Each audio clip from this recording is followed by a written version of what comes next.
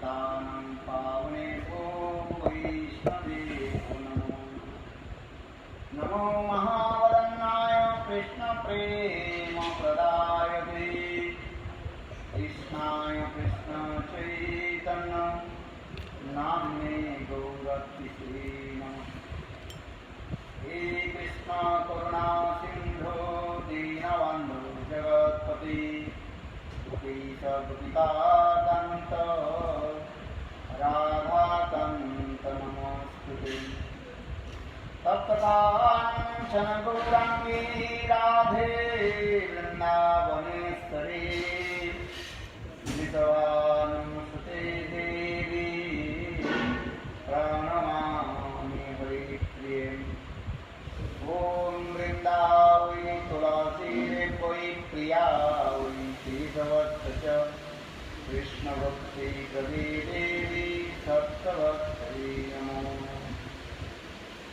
भक्ताविहीनाम् अपराधदक्षै क्षिप्ताश्च कामानि तरङ्गमध्ये कृपामयि त्वां शरणं प्रपन्ना वृन्दे नमस्ते शरणारविन्दं। भजामि राधां अरविन्दनेत्रां स्मरामि राधां मधुरस्मितास्तं वदामि राधां करुणभराद्रां ततो ममास्ते गतिर्न गाहि। श्रीकृष्ण चैतन्य प्रभु नित्यानंद श्री अद्वैत गदाधर श्रीवासादि श्री गौरभक्तवृंद। हरे कृष्ण कृष्ण कृष्ण हरे हरे हरे राम राम राम हरे हरे। सबसे पहले मेरे गुरुपाद दोनों नित्य लीला प्रविष्टम विष्णुपाद अष्टोत्तर सदस्य श्रीमद भक्ति वेदांत शिवानंद गोस्वामी महाराज एवं नित्य लीला प्रविष्टम विष्णुपाद अष्टोत्तर सदस्य श्रीमद भक्ति वेदांत शिवानंद गोस्वामी महाराज का चरण कमलों में अनंत बड़ी साष्टांग दंडवत ज्ञापन करता। तत्पश्चात नित्य लीला प्रविष्टम विष्णुपाद अष्टोत्तर सतनाम भक्ति वेदांत स्वामी महाराज एवं उपस्थित समस्त वैष्णव भजनियों के चरण कमलों में मेरा यथायथ दंडवत प्रणाम स्वीकार है। कल हम लोग रथ यात्रा की प्रसंग हम लोग श्रवण किया, विशेष करके चैतन्य महाप्रभु के सुंदर जो भाव को हम लोग श्रवण कर रहे थे।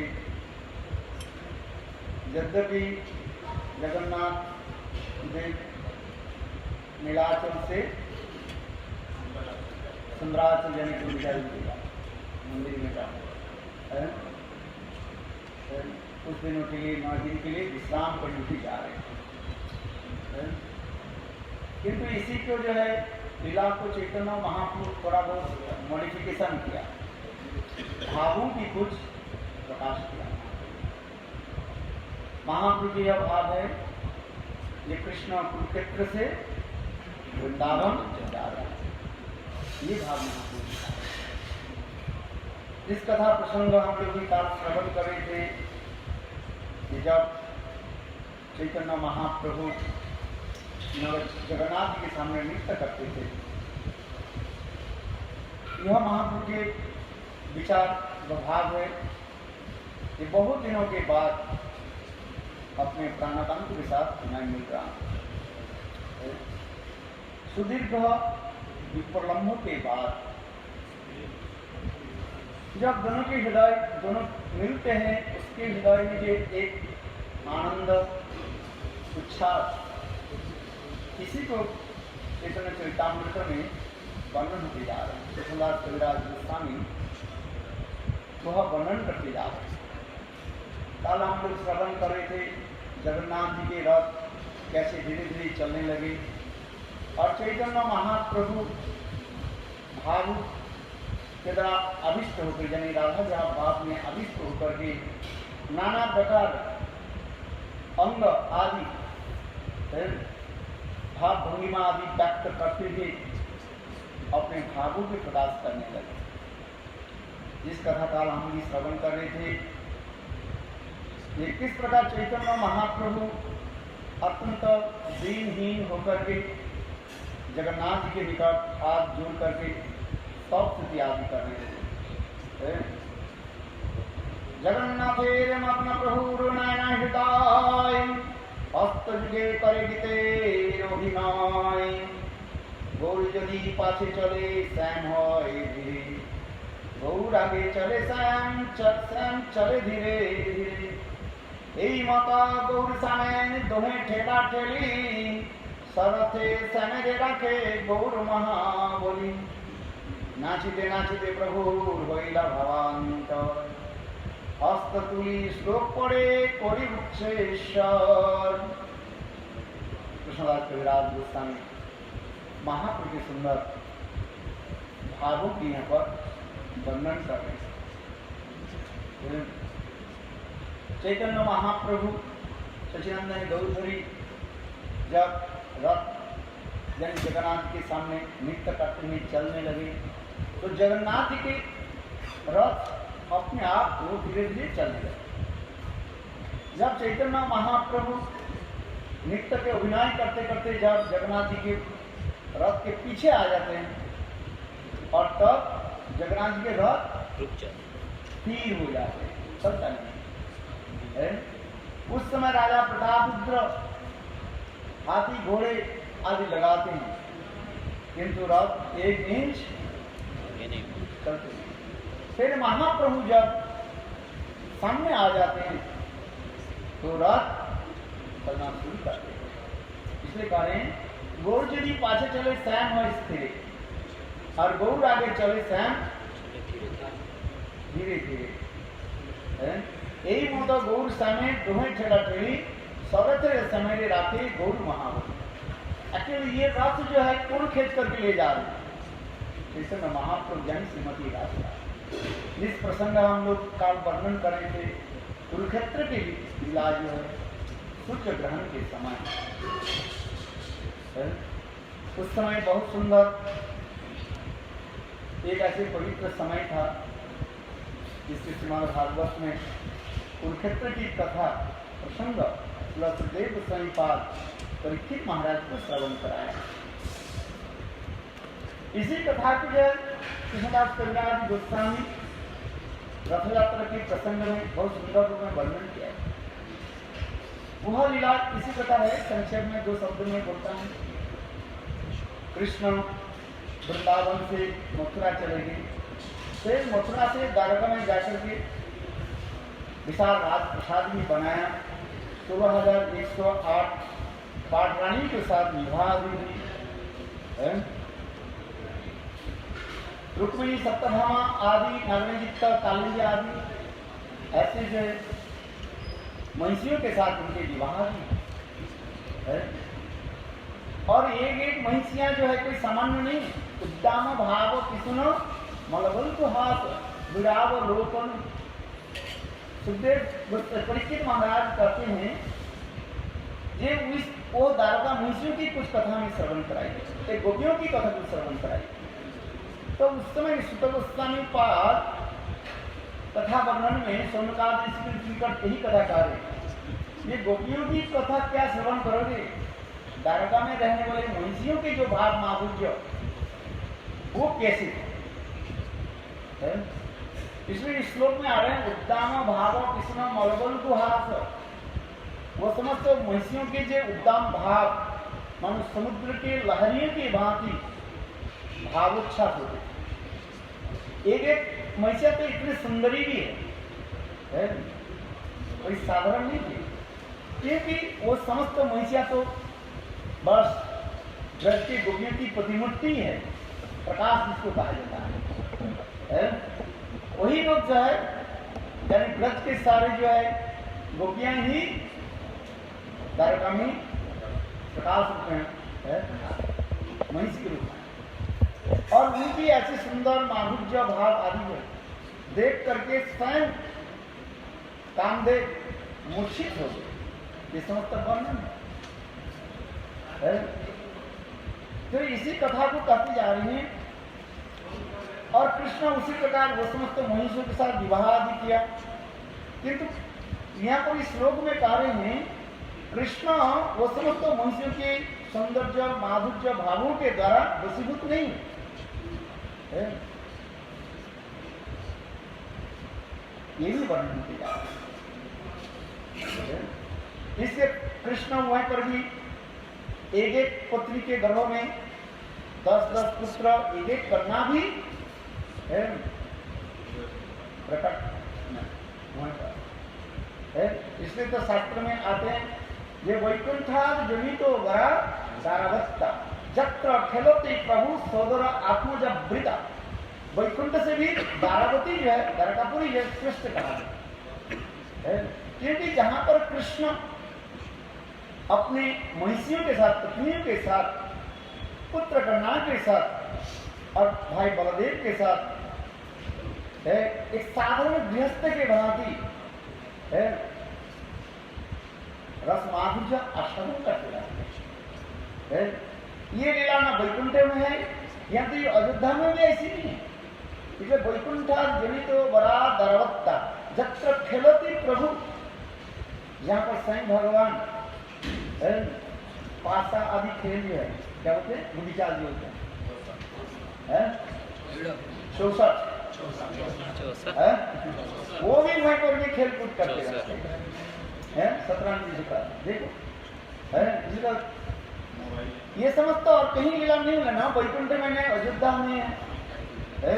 रामचंद्र बिल्कुल मर्यादा के ऊपर प्रतिष्ठित है, तट से मस नहीं होता है। राजभिमान मैं राजा हूँ, राजभट रहता है। किंतु देखो कृष्ण द्वारकापुरी में रहते हुए पर भी है तथापि साधारण एक गृहस्थ के भांति है पत्नी के साथ हास परिहास भी करते रहते हैं। रुक्मिणी सप्तभामा आदि के साथ आदमी कैसे परिहास आदि करते रहते हैं। कथा प्रसंग आ रही है पर एक समय कृष्ण द्वारकापुर में सुधर्मा सभा में विराजमान थे और इतने समय नारद ऋषि पधारी और नारद ऋषि एक पारिजात पुष्प लेकर के आए स्वर्ग लोक से और आकर के कृष्ण के सामने बैठ करके कहने लगे प्रभु इस महिषी में जो सर्वश्रेष्ठ जो आप है, आप सर्वश्रेष्ठ जो महिषा है महिषी है वो आपके है, आप उसको जो है ये पारिजात पुष्प के नारद जी जहां पर पहुंच जाते नारद जी क्या के लीला रचाते। देखो वो सुधर्मा सभा में इतने सुंदर आनंद उत्सव चल रहे हैं। साधारण गृहस्थ जैसे अपने पत्नी के साथ अनेकों प्रकार हास परिहास आदि करते रहते हैं। कृष्ण भी इसमें एक पटु है, माने बहुत निपुण है, एक्सपर्ट है। देखो एक सप्तभामा है और एक देखो ये रुक्मिणी है, नागनुजित है। एक एक के मानो महिमा वर्णन करते जाते उस सभा में और सब लोग प्रसन्न होते हैं। और इतना समय नारद जी से आकर के बोले प्रभु आपके निकट एक बार मैं प्रार्थना करता हूँ, क्या चाहते हो? ये पारिजात पुष्प जो है आपकी जो सर्वश्रेष्ठ महिषी जो है उसका हाथ में दे। आदि क्या करे भाई जिसके दोगे तो मांग तो हो गई हो गई, चुप करके तो कोई बात नहीं है। एक सभी को सामने कैसे दे हैं? अपमान हो जाता है। एक ही तो पुष्प है और नारद ऋषि कहने लगे प्रभु मुझे यही वर चाहिए बस और कुछ नहीं चाहिए, हमें तो जाना है, आप जल्दी जल्दी दे दी। अच्छा देखो कृष्ण ने क्या कि वो पारिजात पुष्प से क्या की रुक्मिणी को अरे उनके दाहिने तरफ जो बैठ हुए थे कौन? रुक्मिणी जी। रुक्मिणी को दे दिया।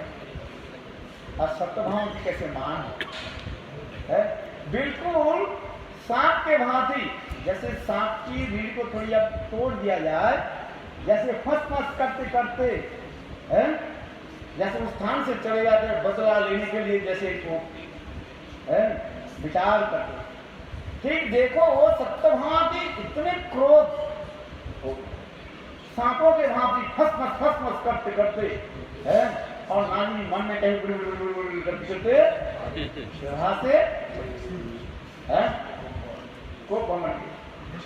अच्छा देखो कृष्ण एक साधारण गृहस्थ के भांति और जाकर के सत्यभामा के तो मान बनाने के लिए प्रयास किया, अंत में करके सत्यभामा एक फूल के लिए तुम क्यों क्या है?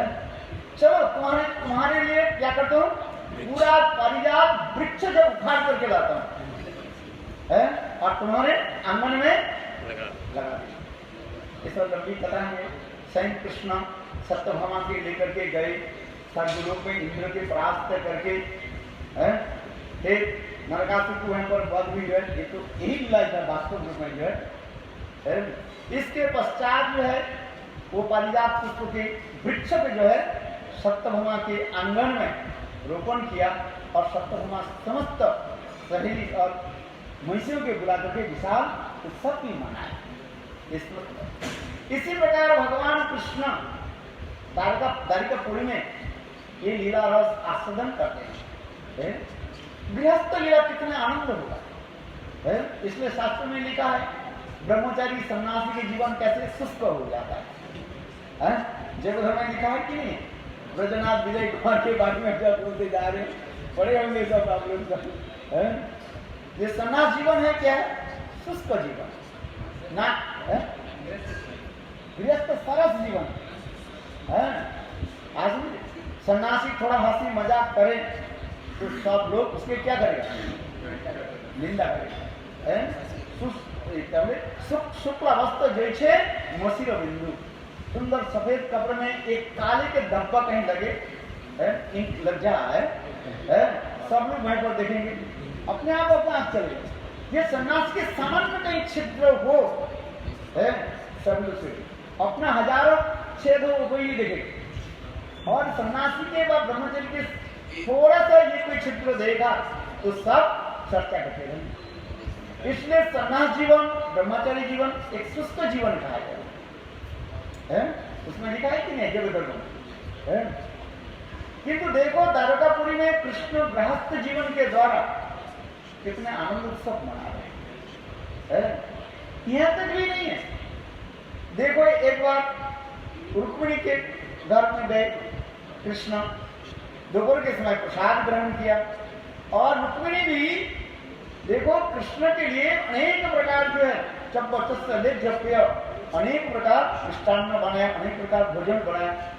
कृष्ण भरपूर खा लिया, पेट भर करके खा, बहुत प्रसन्न हुआ, और प्रसन्न होकर के रुक्मिणी के शयन कक्ष में बिस्तर पर जाकर के बैठे, और रुक्मिणी भी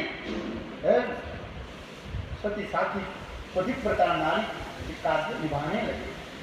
स्वयं कृष्ण जब पान चिबाने लगे बैठते बिस्तर पर बैठते, और रुक्मिणी भी सुंदर जो है एक वो लेकर क्या पंखा लेकर के कृष्ण भी जो है खिलाने है, ऐसे करने है, अच्छा बेजन करने। अच्छा कृष्ण मानी मानी विचार करने लगे, देखो जब मैं वृंदावन में थे ना जानी कैसे कैसे गोपियों के साथ प्रेम परिहास करते थे, थोड़ा ये पर भी कर लेता हूं। तो कृष्ण उस समय कहने लगे रुक्मिणी मैं एक बात कहूं, आइए पति पति में कोई भाव छिपा छिपा रहा ऐसा, पहले देखो रुक्मिणी तुम राजकुमारी और मैं राजपुत्र भी नहीं है। देखो तुम्हारे सौंदर्य माधुर्य कितने सभी तुम्हें चाहते, और मैं तो खड़ा कर उठा हूं, मेरा चरित्र में ना जाने कितना डब्बा है?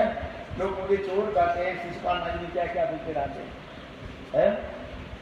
और रुक्मिणी तुम्हारे लिए तुम तो साक्षात लक्ष्मी स्वरूपिणी है, जहां पर हाथ रखोगे पैर रखोगे अपने आप का पैसा है आ जाता है, धन संपत्ति आए, और तुम्हारे रूप जौवन सुंदर इतने हैं है, मैं क्या बताऊं, तुम्हारे पति होने के लिए मैं योग्य नहीं हूं, मैं तुम्हारे साथ जो विवाह जो किया ये केवल तुम्हारे वचन की रक्षा करने के लिए।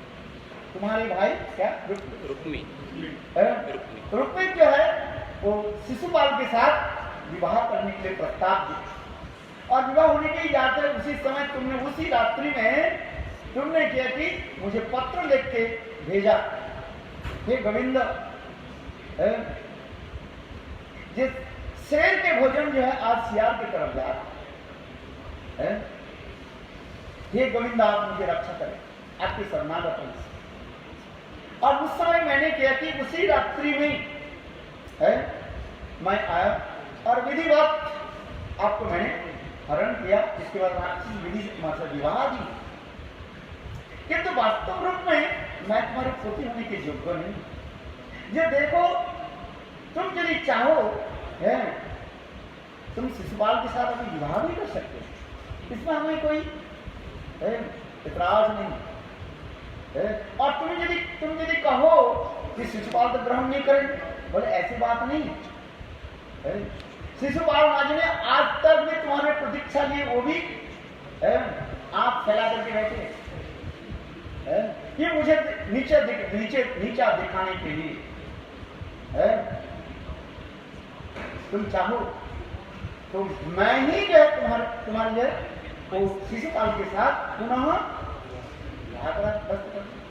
बस इतने कहने के साथ ही साथ रुक्मिणी के पूरा शरीर के कपने लगे और हाथ में जो बैजन जो था पंखा जो था वो गिर गया और हा कृष्ण करके कृष्ण के सामने। और फिर देखिए क्या हुआ, देखो कृष्ण ने क्या किया, रुक्मिणी को उठाया, अपने गोद में बैठाया, आंख और मुंह में उनको पानी दिया छिटका और बालों से जो है सुलझाया, धीरे धीरे उनकी पीठ पर जो है थप पाया और धीरे धीरे करके रुक्मिणी थोड़ी बात में रुक्मिणी के क्या है, अरे रुक्मिणी क्या बात है, रुक्मिणी रोते रोते के प्रभु कितने जन्म के बाद आपकी प्राप्ति हुई, आप मुझे छोड़ दो तो मैं कहाँ जाऊं, आपकी चरण कमल प्राप्ति करने के लिए जाने कितने ब्रह्मा आदि बड़े बड़े देवता लोग भी कठोर तपस्या कर रहे, आप मुझे कृपा करके अपने चरण कमल मुझे स्थान दिया और आप यदि मुझे त्याग दे तो मैं कहाँ जाऊं। इस कथा को सुनकर के कृष्ण कहने लगे रुक्मिणी तुम क्यों ऐसे क्यों सोचे, अरे ये तो तुम्हारे साथ परिहास कर रहा था, देखो ऐसे परिहास तो मैं नाजनी वृंदावन में गोपियों के साथ में कैसे करते है? और उस समय ऐसे प्रयास करते हैं, कभी कभी मैं गोपियों की मैं कहता था ये गोपियों हर रोज तो मुझे ताना मारते हो, चोर हो, लंपट हो, झूठ हो, अच्छा ठीक है काल से तुम्हारे कुंज में नहीं आऊंगा। गोपियां कहते काल की बात दूर की बात है, आज ही चले जा। गोपियां कहती है अरे काल तो आने की बहुत दूर की बात है, तो आगे चल जा। देखो मैं इसी कथा को स्मरण करके मैं सोचा चलो तुम्हारे साथ थोड़ा परिहास कर, ये तो परिहास की बात है, तुम्हारे साथ मेरा विवाह हुआ, अग्नि साक्षी लगा करके विधिवत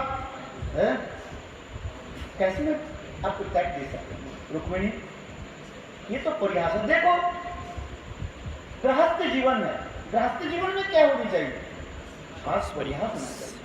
कभी झगड़ा भी हो जाता है, अजायुद्धे ऋषि साध्ये क्या श्लोक है जानते हो, अजायुद्धे ऋषि साध्ये मैं बोल गया श्लोक गया, ये समस्त नीति शास्त्र विषय है। और विवाह आदि के सब जो है बोले नहीं वो नहीं बचो बोले देखो अजायुद्धे है, अजा मने अजा किसको कहते हैं, बकरी, जो बकरी जब लड़ते हैं ना, आप देखोगे पहाड़ के अंचल में है जो बकरी जो है ऐसे दोनों जो टांग पर करके खड़े हो जाता है, दोनों सिंह को ऐसे लगता है दोनों में है मर जाते हैं, किंतु देखो बिल्कुल दोनों सिंहों के सिंह बिल्कुल नहीं लगते हैं, ऐसे करके भेद आ जाता है, कुछ नहीं होता है। ऊपर से देखते हैं दोनों बकरी जो है बकरा जो है ऐसे युद्ध करेगा ना जी, एक दूसरे के मार देंगे, कुछ नहीं। हजार ऋषि शब्द पहले प्राचीन काल में ऋषियों की जब कोई संत महात्मा शरीर छोड़ देते हैं और उसमें संत महात्मा क्या उसके लिए विशाल यज्ञ बनाते थे, सुंदर रूप में मंडप आदि सजा देते, विशाल उत्सव आदि करते थे, और देखो उसमें सुहा करके कोई भोजन पानी की व्यवस्था नहीं करते, सब सुहा करके चले जाओ, बोलो वृंदावन बिहारी लाल। किंतु उस समय भी था संत महात्मा कैसे भोजन करते थे, माधुकरी के घर है, चलो अपने अपने काम पर जाओ और माधुकरी के अपने भोजन करो, बोलो वृंदावन बिहारी। अजाद विशेष शास्त्री क्या है?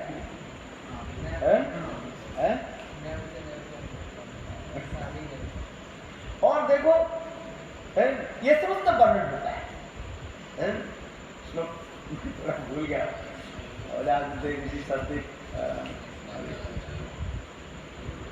तो देखो विवाह गृहस्थ जीवन उसी प्रकार है। हाँ, पति पत्नी में कभी झगड़ा होता है, ऐसे होता है इमेजिन कैसे कलह हो रहा है, और थोड़ी बात में कुछ नहीं हुआ, एक दिन से गले मिला। तो भगवान कृष्ण कहने लगे देखो रुक्मिणी है, ये तो हमारे गृहस्थ जीवन है, हास परिहास करना ये तो सुखा लगेगा। देखो कृष्ण एक उदाहरण दिया, देखो हम लोग जब रसोई बनाते हैं, बर्तन आदि जब धोते हैं, एक बर्तन धो करके दूसरे बर्तन में रखते हैं, एक बर्तन दूसरे बर्तन में लगने से क्या होता है, आवाज होता है, झिन झिन झिन झिन शब्द होके 2 सेकंड के बाद अपने आप बंद हो जाता है। उसी प्रकार घर में पति पत्नी के झगड़ा जो है तो थोड़ी समय के लिए होता है, और फिर समय में क्या होता है, वो अपने आप बंद हो जाता है। ये तो हास परिहास की बात है, और नहीं तो ऐसे हास परिहास नहीं करें तो जीवन कैसे सुखा लगेगा है? सारा दिन काम करते करते थक जाते हैं, और गृह में आकर के पत्नी के स्नेह अंचल के द्वारा वो सारे परिश्रम के मानो दूर कर देते हैं। देखिए ये संगीति शास्त्र में ऐसी कहा है, जो पत्नी पतिदेव के जो स्नेह अंचल के द्वारा ढकते नहीं है, वो पत्नी करने के लिए योग्य नहीं है। स्नेह अंचल समझते नहीं, पत्नी के जो है स्नेह रूपी अंचल है, अंचल से कहते हैं कपड़े के जो भाग जो है अंचल था। आजकल तो अंचल नहीं तो दुपट्टा का है, दुपट्टा बात है, अंचल दूसरा जैसे कपड़ा पहनते हैं ना, उसके ये जो अंचल स्नेह रूपी अंचल है। क्यों बेचारा सारा दिन काम करते करते ऑफिस में आदमी कितने ही ताना मारना पड़ता है, कितना करते हैं, और घर में आकर के यदि पत्नी उसके मधुर वचन यदि नहीं बोले, और घर में पैर रहने के साथ पत्नी भी ऐसे जो हो जाए कलह प्रिया है। हम लोग जो संस्कृत पढ़ते थे ना, उसमें कलह प्रिया नाम की कोई एक दुनिया थी, उसकी कथा जो लंबी कथा है। घर में आने के साथ ही पैर रखने के साथ ही साथ बस झगड़ा शुरू कर देते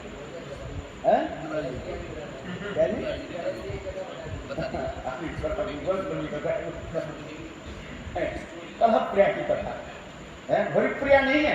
क्या प्रिया है? कलह प्रिया, माने झगड़ा करने वाले। किंतु देखो वह गृह सुंदर मधुर है, जिस गृह में पत्नी जो है अपने पतिदेव के जो है साक्षात भगवान मान करके अपने स्नेह भी अंचल के द्वारा है उनकी सेवा भी कर है। देखो रामायण में देखो क्या जब रामचंद्र राज काट से आते हैं, संग सीता देवी रामचंद्र के शरीर से मस्तक से मुकुट उतारते हैं, उनकी वस्त्र आदि उतारते हैं, ये समस्त विचार दिखाया। तो मेरे कहने की तात्पर्य उसी प्रकार है। भगवान कृष्ण कहने लगे रुक्मिणी ये हमारी गृहस्थ जीवन है, तो हाथ परिहास किसके साथ करें? राजकाज में हाथ परिहास थोड़ी होता है, वहीं पर तो राजदंड लेकर के बैठना पड़ता है, वहीं पर शासन करके चलता न्याय लिए फिर चलना पड़ता है। राजा होने के नाते, दरगाधीश होने के नाते वहीं पर न्याय लेकर के चलना पड़ता है। गंभीर होता है, जैसे जज हो, विचारक जो होते हैं, न्याय विचारक कैसे रहते हैं, गंभीर होकर रहते हैं, दोनों पक्ष के विचारों की जब कथा को श्रवण करें, फिर अंत में वो राय देते। ठीक उसी प्रकार हम सारा दिन नए विचार में रहते हैं, न्यायालय में रहते हैं, युद्ध विग्रह आदि में रहते हैं, किंतु घर में आकर के ये श्लोक लगा दिया, ऋषि साध्य, विष्णु साध्य नहीं, ऋषि साध्य, प्रभाते मेघांबरे, हाँ, और क्या लिखा, दंपति कलह से, और क्या लिखा, नहीं लिखा है। प्रातः काल में एक छोड़ के ना, प्रातः काल में यदि बादल हो,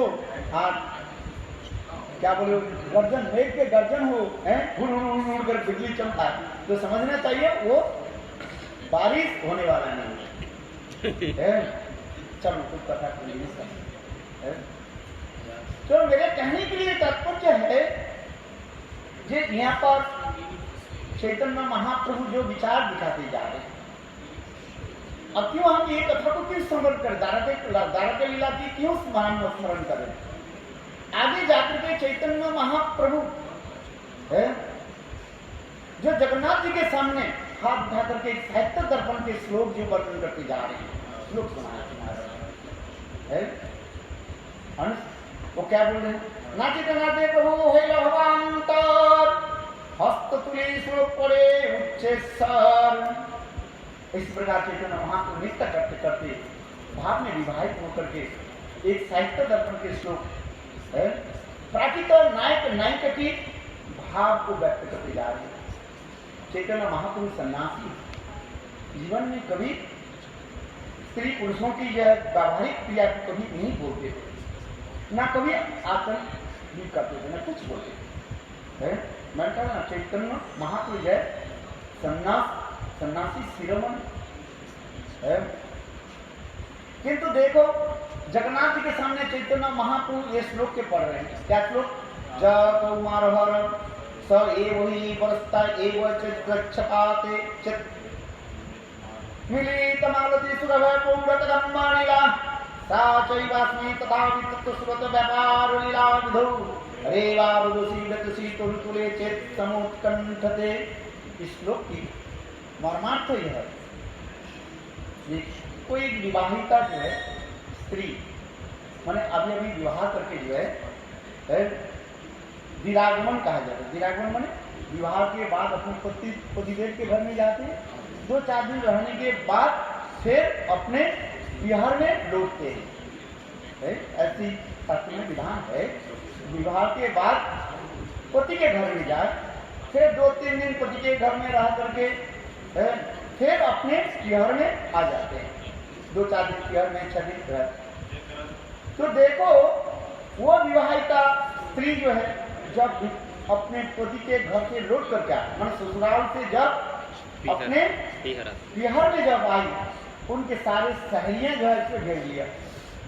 सारी सहेलियां उससे कहने लगी, सखियां कहने लगी, अच्छा तू बताओ तुम्हारे ससुराल कैसे है, ससुर के घर कैसे है, सास कैसे है। पहले तो पूछते हैं क्या, सास के बारे में पूछा जाता है ना, ये एक रिवाज है, तुम घर पर सास तुम कैसे लिया, एक होता है सांस और एक होता है सास, समझ में आता है, दलाना दबाते,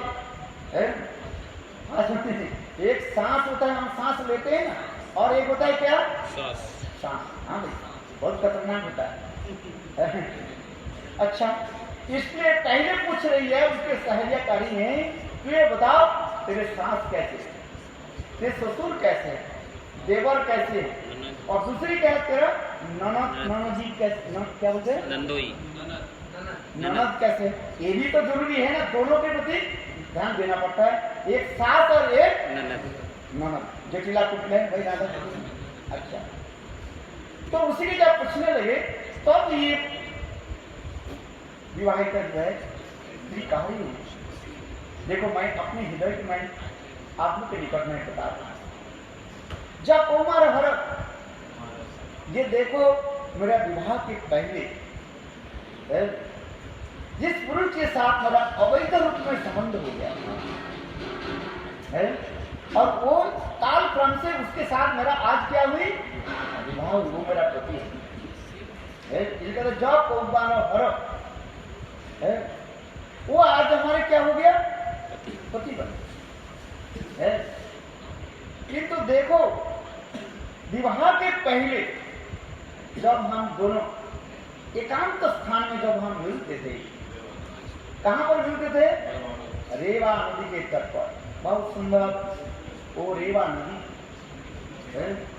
और बेतसी तरु तले, बेतसी माने पेट के जो है झाड़ी जहां पर होता है, लंबी लंबी जो है छोटी जो बांस होते हैं ना, उसके बेट का, और उसे ऐसे सुंदर कुंज की तरफ बना हुआ था पीछे, और साइड में कोई हम देख नहीं सकते, कुंज के भी सामने हम लोग बिल्कुल नदी के तट पर बैठे रहते। कब बैठते थे? मानो रात 9 बजे से लेकर के सुबह 3 बजे तक, कितने घंटा हो गया? 6 घंटा। और कैसे हम लोग बैठते थे? और उस समय की कथा में क्या बताऊं? बसंत समय के ऋतु है, भीनी भीनी हवा, मंद है हवा चलती है, ठंडी भी नहीं है और गर्मी नहीं, और रात्रि काल, वो भी रात्रि कैसे है? ज्योत्स्ना रात्रि, चैत्र छपा, चैत महीने, और पूर्णिमा रात्रि है। मानो चंद्र किरण के द्वारा चारों तरफ झिलमिल झिलमिल कर रहे हैं।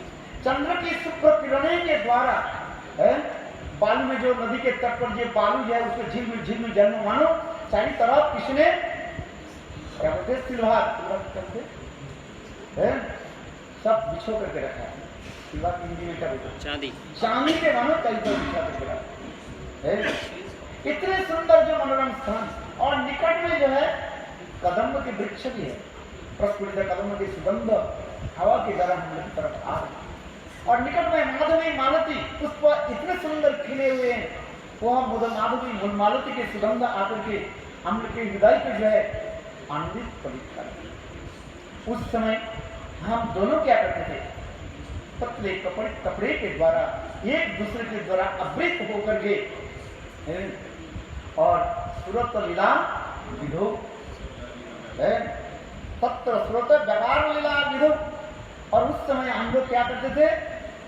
ये समस्त संसारिक विषय, देह दैहिक जो है विषय है, क्योंकि नॉनसेंस कथा जो है, वही हम लोग क्या करते थे?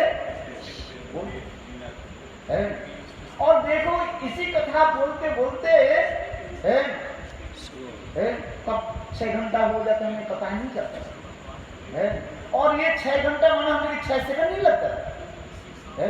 वो जो अपूर्व जो आनंद, किंतु आज हम लोग विवाह जीवन में वो आनंद नहीं है। आज तो हम विवाह तो कर लिया, कोई हमें आंख दिखाने वाले नहीं है, विधिवत हम चलते रहते हैं। किंतु वो जो आनंद जो है, वो आनंद, इस आनंद के साथ वो कुछ नहीं है। इस कथा को चैतन्य महाप्रभु बार बार कीर्तन कर रहे हैं। जब कुमार भरत इस श्लोक जब करते जा रहे हैं, सभी भक्तों की सीट घूमने लगे। ये चैतन्य महाप्रभु ऐसे बात क्यों कर रहे हैं? किसकी समझ में नहीं आ रहा। किंतु देखो चैतन्य महाप्रभु के हृदय के कौन जाने वाले थे? स्वरूप दामोदर। और स्वरूप दामोदर महाप्रभु के भाव को जान करके बहुत आनंद हो रहे, और फिर स्वरूप दामोदर और एक श्लोक पाठ करने लगे। सही तो परामर्श पाइनु जहां लगी मदने दहने झुल गई। इसी श्लोक को पाठ करते जा रहे, किसी को समझ में नहीं आ रहा। महाप्रभु के जितने बड़े बड़े भक्त थे, ये इसके तात्पर्य क्या है? किंतु उसी साल रूप गोस्वामी पा रहे, रूप गोस्वामी पा दूर से महाप्रभु के ऐसे नित्य आदि दर्शन किया, महाप्रभु के ऐसे भाग को दर्शन किया, और फिर रथ यात्रा समाप्त होने के पश्चात श्री रूप गोस्वामी पाद हरिदास ठाकुर के निकट सिद्ध भूगोल में आए और रात में जब महापुरुष के भाव के अनुसार उसके परवार एक श्लोक उन्होंने रचना की है। वो श्लोक क्या था? जातो वो श्लोक क्या था? प्रिय स्वयं सहचरी कुरुक्षेत्रे मिलित प्रथम स राधा तुर्यो उभयं संग सुखम यथा यथा ओपि तत्खेलन मधुर मुरली पंचम विषय मन में कालिंदी विपिनाय स्त्रियत। यह कथा को इस प्रकार वर्णन हो रहा है। कुरुक्षेत्र में जब राधा जी कृष्ण के साथ मिले उस समय स्वयं राधा जी अपने भावों के उद्धार कर रहे थे। देखो मैं वही राधा हूँ और मैं प्राणतम तो कृष्ण हुई है, किंतु हमारे हृदय में आनंद के उल्लास नहीं हो रहा। क्यों? ये स्थान अलग है। अन्न देश ये कुरुक्षेत्र, ये कुरुक्षेत्र व द्वारका और जगन्नाथपुरी को क्या कहा जाता है? ये द्वारकापुरी के एक अंश कहा जाता है, पाठ कहा जाता है। किंतु यहाँ पर वो भाव नहीं है, वृंदावन की भाव नहीं है। कृष्ण के रूप सौंदर्य भी वो भी नहीं है। यहाँ पर कृष्ण राज मुकुट पहने हुए, राज दंड हाथ में रखे हुए हैं और उनके परिकर भी उसी प्रकार होते हैं। भगवान जैसे होते हैं उसके परिकर भी उसी प्रकार है। राजवेश, राजदंड, और सभी लोग उनको क्या करें? सैल्यूट मार रहे, हाथ जोड़ करके प्रणाम करके वार्तालाप करते। हाथी घोड़े आ रहे हैं, जा रहे हैं, लोग जा रहे हैं। यह तो ये रथों के जो इतने जो पहिया के शब्द है वो भी हाथियों के चिन्हारते हैं। घोड़े के जो है शब्द होता है, हीन शब्द होता है। रथों के पहिया के जो है कितने शब्द होता है। इसलिए श्रीमती राधिका कह रही है, हे गोविंद आप वृंदावन में पधारिए। यहाँ पर आपके कोई पंखा भी नहीं है और मुरली भी नहीं है। हे कृष्ण आप वृंदावन में पधारिए। ये भाव को व्यक्त करते जा रहे हैं। अच्छा, हम जिस कथा को हम जो श्रवण करें, महाप्रभु जो करें जब ओमार है, इस श्लोक के अंतर्निहित भाव क्या है? क्यों महाप्रभु इस श्लोक के क्यों? यहाँ पर एक दिखाते, चैतन्य महाप्रभु दिखा रहे हैं। एक होता है सत्यात्व भाव और एक होता है परत्यात्व भाव। इस संसार में जानी वैकुंठ से लेकर के अयोध्या, द्वारका, मथुरा तक सत्य है, सत्यात्व भाव दिखाते हैं। सत्यात्व भाव से कहते हैं जहां पर पति पत्नी की जो भाव, इसलिए सत्याभाव कहा जाता है। किंतु देखो सत्यात्व भाव सांसारिक जीवन तो ऊपर से कुछ मिठास लगते हैं, किंतु वास्तव रूप में कैसे होता है? बिल्कुल करेले के भांति कड़वा होता है। देखने में तो आनंद लगता है। ब्रह्मचारी जब देखते हैं, देखो इनके बेटा बेटी कैसे है, जब कोई यात्री आ जाते हैं ब्रह्मचारी सोचते हैं बेटी कैसे सुंदर है, क्योंकि उसे पता नहीं है और उसमें एक बार दलदल में फंस जाए जब गए उसका है। आज में ब्रह्मचारी सोचते हैं तो ये मनवासी उनसे बेकार है, शादी कर लेते थे, यदि कर लेते मेरा भी ऐसे ही बेटा हो जाता है, बेटी हो जाता, टाटा टाटा बाय बाय बाय यही करते। किंतु संसार जीवन कैसे है जो एक बार चलेगा तो हो जाता है। इसलिए कहते हैं दिल्ली के लड्डू जो खाया वो पछता है, और जो नहीं खाया वो भी पछता है कि एक वैवाहिक जीवन में ऐसे होता है, एक बार फंस जाए उससे निकालना संभव नहीं। इसी तो प्रहलाद महाराज का क्या बोले गृहंधकूपम क्या श्लोक है? गृहंधकूपम वनंगतो जप हरिमास तत्साधुनन्ने असुजवर्जदैनं सदा समुद्रविघ्नद्याम् असत्तग्रहात् हित्वा तो पातिं गृहंधकूपम वनंगतो जप परिमाश्रय है। ये संसार जीवन में बिल्कुल है कुएं की भांति है, वो भी कुएं में पानी तक नहीं, एक बार गिर जाए तो खड़े। इसे कहते हैं तत्साधु मन्ये असुर वर्जोदयिनां सदा समुद्विग्न धिया है असत ग्रह। एक बार भी संसार जीवन में प्रवेश कर जाए है तो है। कृष्ण भी इसी प्रकार भी दिखाया। गृहस्थ जीवन में कितनी कठोर परिश्रम करना पड़ता है। देखो अभी समय हो गया, मैं बंद करता हूँ। एक लाकड़हारा था, लाकड़हारा समझते हैं, लकड़ी काटने वाला था। वो बहुत गरीब था, नदी के तट पर लकड़ी काट रहे थे। इतने समय उनके जो कुल्हाड़ी जो है और नदी में जाकर की वो रोने लगे। इतने समय जल देवता आकर बोले क्यों रो रहे हैं भाई, मेरा जो है कुल्हाड़ी है नीचे के, पर कोई चिंता मत करो, मैं लाता। जल देवता वरुण देव एक सुंदर जो है गोल्डन सोने के कुल्हाड़ी लेकर, ये तुम्हारा है। वो कहने लगे मेरा नहीं। फिर दूसरी बार मैं एक सिल्वर को दिखाया, ये तुम्हारा है, बोले ये नहीं। अच्छा तीसरी जो है उसकी वही जो है कुल्हाड़ी है लोहे के का, बड़े पड़े हाँ चलो। जब देवता कहने लगे जब है मैं कसम है तुम इतने सख्त है निष्ठावान हो, जब तुमको तीनों दे दिया, सोने के भी दे दिया और लोहे के दे दिया और चांदी का दे दिया। घर में ऐसे करते करते 8-10 साल बीत गए। फिर एक दिन वही लकड़हारा जो है उसी स्थान पर लकड़ी काटी और उनके पत्नी भी उस दिन आई थी। और पत्नी ने क्या कि देखो उस लकड़ी के सामने लकड़ी काटते काटते जो है उसके पत्नी के पैर थोड़ी सी फिसल गए और नदी में डूब गए। और वो लकड़हारा रोने लगी है। जब रोने लगे जल देवता आ गए, जल देवता आ करके बोले क्या बात हुई, मेरे पत्नी को पानी में डूबी, मेरे पत्नी के लेकर जाओ। जल देवता बोला अच्छा कोई बात नहीं मैं लाता। बड़े सुंदर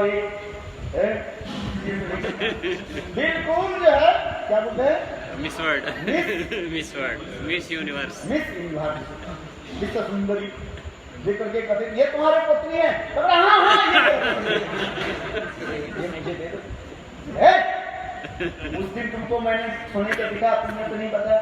आज ये तुम डिसऑनेस्ट कैसे हो गया, ये तुम्हारे पत्नी थोड़ी है, कैसे वो बुरी हो गई, इसके तो गाल सब चले गए। और ये मिस यूनिवर्स के तुम करे कहते हैं जल देवता मेरा दोष नहीं है। उस दिन तो आप कृपा करके मुझे 3 दे दिया था। मैं यदि कहे ये मिस यूनिवर्स तो नहीं जो है इसको मैं नहीं कहूँ, आप दूसरी एक दिखाओगे मैं तो नहीं, फिर तीसरी दिखाओगे मेरे पत्नी में। आप तो इतने उदार है, बोले जा तीनों के लिए बोले एक पत्नी को पढ़ने में बधाई करते रहता है, 3 आ जाए इसलिए जो पहले मिल जाए उसको निकल जाए। बोले गृहस्थ जीवन सीखता है। एक पत्नी को एक बालिका को पालन पोषण करने के लिए कितना कठोर परिश्रम करना पड़ता है, जो गृह में रहते हैं उसको पूछो है। हम ब्रह्मचारी सन्यासी हमें क्या कुछ पता ही नहीं है, पता है आप बताओ है। हम तो अनुभव करते रहता है। 3 टाइम आराम से प्रसाद मिल जाता है, आराम से सब है। थोड़ा हरिनाम कर लो, ग्रंथ अध्ययन कर लो, नाम करो, जो जब करे कर है। और जो गृहस्थ जो है देखो 24 घंटे में 26 घंटा काम करे, 25 एक्स्ट्रा काम करना पड़ता है इसके भाई है, ओवर टाइम करना पड़ता है, वो भी फिट। तो अभी हम इस कथा को यहाँ पर इसलिए कह रहे हैं, देखो एक सत्य और एक परित्यक्त प्रेम ये दिखा रहे हैं। ये सत्य अपेक्षा परित्यक्त के भावों के जो प्रेम के सर्वोच्च उत्कर्षता दिखा रहे हैं। जो चैतन्य महापुरुष जब कौमार इस श्लोकों के द्वारा ये प्रतिपन्न करना चाहते हैं, सत्य प्रेम के द्वारा माधुर्य तक प्रकाश नहीं है, परित्यक्त की प्रेम से जो है एक माधुर्य प्रकाश है। किंतु यहाँ पर एक ध्यान रखना चाहिए, इस जगत में सत्यात्म परित्यक्त नहीं है। परित्यक्त जो प्रेम जो है वो नरकगामिनी है, न इस संसार में उसके सुख है और न मृत्यु के बाद उससे सुख है। मृत्यु के पश्चात उनको कहाँ जाना पड़ता है? साक्षात नरक में जाना पड़ता है। किंतु अपराधिक जगत में सत्यापेक्षा परसत्य प्रेम की जय श्रेष्ठत्व दिखाए। इसलिए महाप्रभु इस श्लोक की जय जो कुमार और इस श्लोकों की जय बार बार करते जा रहे हैं। इसके भाव को दिखा दिए जो अपराधिक जगत जो प्रेम है वो पर्याप्त प्रेम है। इसी को जय चैतन्य महाप्रभु जगन्नाथ के सामने व्यक्त करते जा रहे हैं। वंशा कृपा सिंधु कविता